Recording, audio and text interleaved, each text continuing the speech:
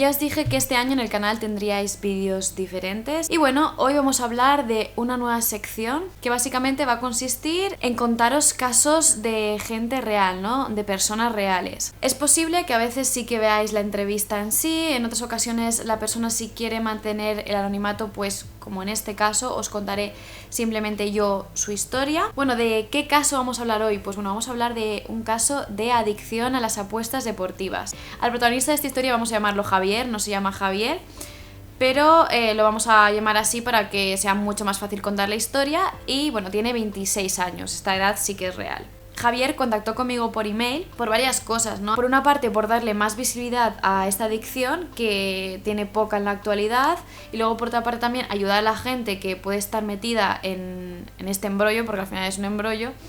Y también pues para la gente que no tenga nada que ver con esto pero que en algún momento puede verse expuesta a este tipo de adicción o a este tipo de práctica, pues bueno, que se conciencien y que también sepan los riesgos que conlleva este tipo de actividad. Javier empezó a estudiar una carrera que no era por vocación. Empezó a cursar ciertas asignaturas que tenían un nivel de dificultad elevado, entonces como que le sobrepasaron. Vivía en un colegio mayor con otros estudiantes. Esa era su vida antes de conocer las apuestas deportivas. Si os preguntáis si había tenido algún contacto previamente con el juego, sí lo había tenido. Lo que me cuenta es que principalmente lo que hacía era cuando hacía botellón con sus amigos, pues jugaban al póker y luego que también una vez al mes o algo así jugaba al póker online. Las apuestas deportivas, ¿por qué las conoció? Las conoció a los 18 años en el colegio mayor, puesto que conocía a unos chavales que estaban en esto, ¿no? Que las hacían. Entonces él es una persona que le gustan mucho los deportes y le picó la curiosidad del hecho de poder ganar dinero encima viendo algo que te gusta, ¿no? Él lo que siente es que el entorno sí que le afectó de cierta forma a entrar en esta adicción, pero que por otra parte quizás con tanta publicidad, con tantas casas de apuestas, al final habría llegado al mismo destino, pero a lo mejor más tarde o de otra manera.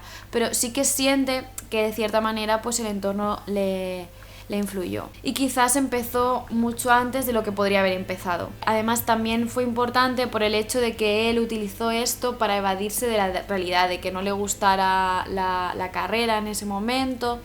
Entonces es un poco, bueno, es como una droga, ¿no? La utilizas para evadirte de tu día a día. A Javier lo que le pasaba es que salía a la semana 3 o 4 días con los amigos, entonces tenía una paga de 60 euros a la semana y no le llegaba.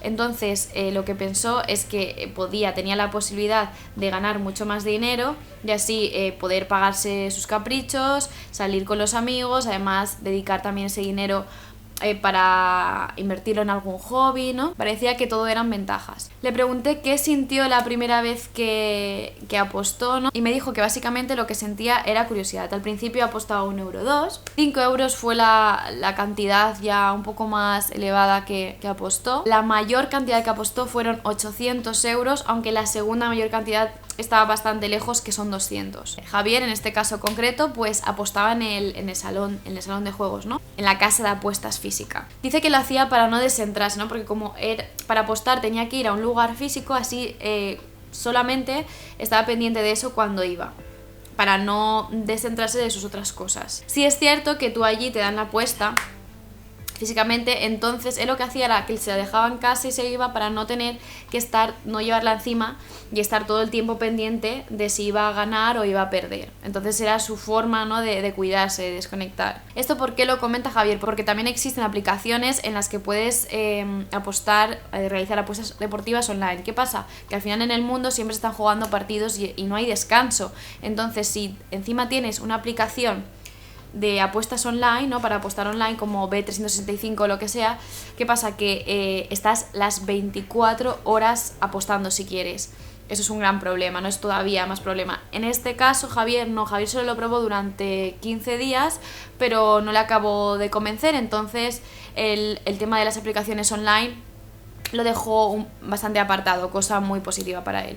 Cuando le pregunto cuándo sintió que tenía un problema, pues me dice realmente que muy pronto, ¿no? Porque se dio cuenta de que se encontraba a las 4 de la mañana viendo partidos muy estresado. Sí es cierto que no lo reconoció hasta hace 3 o 4 años. En ese momento fue cuando aumentaron las cantidades del dinero que apostaba, aumentó también el estrés, empezaron a alterarse sus rutinas, empezó a anteponer las apuestas a las clases de universidad. Según él, empleaba los peores días, los días que empleaba más tiempo, entre 15 y 16 horas diarias. ¿Qué pasaba en ese momento? Pues que el salón cerraba, pero él iba a casa y seguía estando pendiente de las apuestas. En cuanto a la relación familiar, pues en un momento hubo problemas, ¿no? Lo normal al estar realizando ese tipo de actividad, pero cuando aumentaron tanto las cantidades de apuesta, ahí su familia se dio cuenta de que realmente había un problema. Había muchísimos momentos de tensión y la relación con su familia se desgastó. Javier lo que me comenta es que cuando hay alguien en tu familia a quien no le gusta nada, absolutamente nada, algo de lo que haces, al final se desgasta la relación. Pero los amigos sí que me cuenta que lo llevaba mejor, ¿no? Porque era como que sabía llevar esa doble vida. Por una parte apostaba, pero también salía con ellos de fiesta,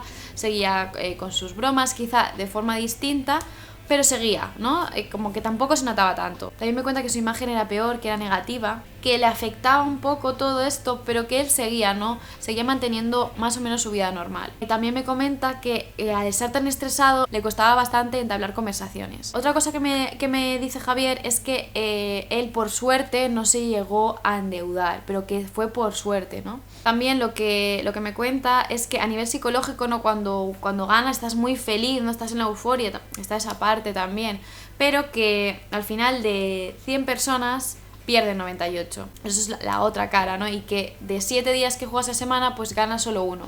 Esos 6 días te invade la tristeza, ¿no? Luego empiezan los cambios de planes porque no has ganado el dinero que querías ganar, se te altera la rutina, se te altera el sueño por esto de estar tan pendiente por la noche. Me cuenta que más o menos los horarios, o sea, es que incluso a veces se acostaba a las 7 de la mañana, entonces tuvo que cambiar muchas cosas. Por ejemplo, aprendió a estudiar por la tarde, ya no podía estudiar por la mañana. También me dice que entre el 15 y el 20% de las personas adictas a las apuestas tocan fondo, que él en su caso no pasó eso, pero que cree que si hubiese seguido y no hubiese despertado, por así decirlo, pues que muy probablemente también habría tocado fondo. Él intentó salir de la adicción entre unas 8 y 10 veces, pero fueron intentos muy tímidos, ¿no? Como cuando dices, en lugar de voy a dejar de fumar, pues voy a fumar menos, entonces como que no tenía mucho sentido. Algo que también hicieron sus padres fue pedir ayuda psicológica, entonces empezó a ir a un psicólogo que en un principio no le apetecía mucho porque no le gustaba que le cuestionaran sus propios argumentos, pero bueno, fue. Sí que es cierto que no lo recuerda como una experiencia muy positiva porque dice que más que aconsejarle o apoyarle, se trataba de crearle miedo, ¿no? De lo que podía llegar a pasarle. Javier sale de la adicción en marzo de 2018 y me cuenta que su mejor apoyo, o su apoyo más fuerte, fue su exnovia, que me dice que le creaba como estabilidad y que le ayudó muchísimo. Y también considera algo crucial el hecho de que empezó a estudiar un máster, y en ese máster empezó un cuatrimestre en el que le interesaron mucho las asignaturas y volvió a interesarle mucho el tema de los estudios que estaba realizando. Y sus padres le dijeron que si hacía un ejercicio de autoconciencia, pues le aceptarían y le apoyarían. También me cuenta que sus amigos pues no fueron un gran apoyo porque la mitad no sabían nada, no sabían de la película y bueno, pues realmente tampoco fueron de mucha ayuda. El punto de inflexión fue en febrero de 2018 cuando él utiliza el dinero de pagar el piso, lo utiliza en las apuestas. Entonces él ahí se da cuenta del lío en el que se puede meter, ¿no? De que puede llegar ya a endeudarse por esto. Además empezaba a tener faltas en el máster, tenía cada vez más estrés, se dio cuenta de que realmente solo le estaba causando problemas apostar. Y a partir de ahí, pues bueno, empezó a usar una serie de técnicas. Lo que me dice es que lo de los pros y contras que no le resultaba a él de mucha ayuda. Entonces él lo que hizo fue coger en notas del móvil y apuntar una lista de 20 consecuencias que tendría en su vida el hecho de seguir apostando, ¿no?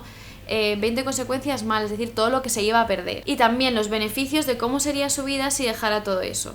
Otra cosa que me comenta es que aunque tú no apuestes, algunas personas de las que tú conoces siguen apostando, ¿no? Tu entorno. Entonces es muy importante hablar con esas personas, contarle tu situación y además, ¿no? Concienciarte de qué es lo que va a pasar a partir de ahora y de que esas personas, aunque tú hayas dejado de apostar, ellas no van a dejar de apostar. Eso es importante. También aconseja distraerse, dedicar tiempo a tus hobbies. También me dice que siempre la adicción va a ser un fantasma, va a ser algo que va a estar ahí.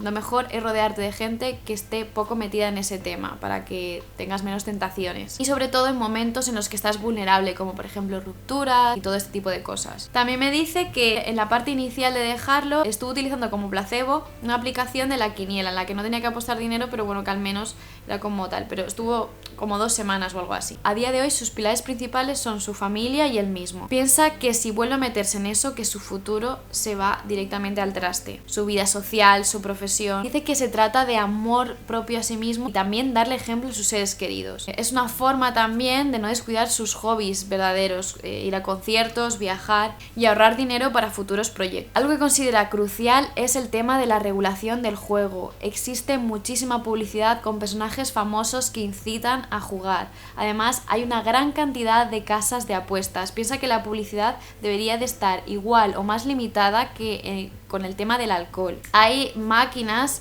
en los bares que hacen la misma función que las máquinas tragaperras y la gente cada vez empieza más joven. Algo que se aconseja Javier es que no os cuelen las mentiras, tenéis que pensar en el beneficio real. Muchas veces escucharéis que la gente dice que gana mucho dinero, pero realmente está mintiendo. Entonces también, si vosotros estáis metidos en eso, no mintáis porque incitáis a las otras personas a que jueguen. Javier recomienda a la gente que tiene curiosidad por apostar que disfrute de los partidos por lo que son y que ese dinero que puede llegar a utilizar en apuestas, que lo utilice tomando algo con sus amigos viendo el partido. A los que empiezan ya a apostar les dice que abran los ojos, ¿no? Que no caigan en la trampa. Que tú piensas que vas a poner un dinero y vas a ganar una cantidad, ¿no? 30, 70 euros. Vale, realmente ese dinero, como lo ganas sin esfuerzo, es muy fácil que lo vuelvas a apostar y que lo pierdas. Lo que pasa cuando te gusta algo es que primero te gusta un poquito, pero cada vez te gusta más y más y más. Esto no es una afición, esto es algo muy serio que se puede convertir en una adicción. Piensa, ¿de qué me sirve esto realmente? No hay que pensar que, bueno, es un euro, no duele. No, porque es dinero. Y además puede llegar a ser un gasto fijo, como por ejemplo el tabaco y los porros. Y a la gente con adicción avanzada, él les diría que hagan un ejercicio de autoconciencia y que piensen cómo está yendo la relación con sus amigos, cómo está yendo la relación con su familia, cómo está yendo en los estudios, en los daños, ¿no?, que están sufriendo. Puedes pensar que si ganas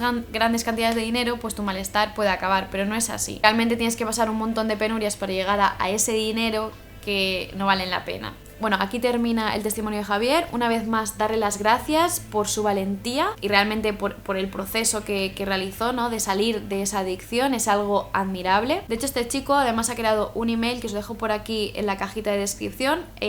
Para las personas que tengáis más dudas, podéis contactar con él. Si alguien más quiere contarme su historia sobre otro caso o algo que pensáis que yo deba decir por aquí en el canal, o hacer una entrevista o contarlo yo, os dejo también por aquí abajo el email de colaboraciones, ¿vale? Tenéis que ponérmelo ahí. O por un mensaje directo en Instagram también podéis contactar conmigo. Deciros que en el próximo vídeo voy a hablar de este tema, ya más a nivel general, a nivel social, lo que está pasando, y también explicando un poco cómo funciona este proceso de adicción. Lo digo por si os interesa y no queréis perderoslo, que os suscribáis por aquí abajo. Y nada más, podéis seguirme en Instagram, que es una red mucho más informal, que os la dejo por aquí. Dale a like si os ha gustado, de verdad, es importante. Y sobre todo, comentad, porque yo creo que aquí tenemos muchas cosas que comentar y podemos aportar muchísimo todos. Y nada, que os quiero muchísimo y que nos vemos en el próximo vídeo. Adiós.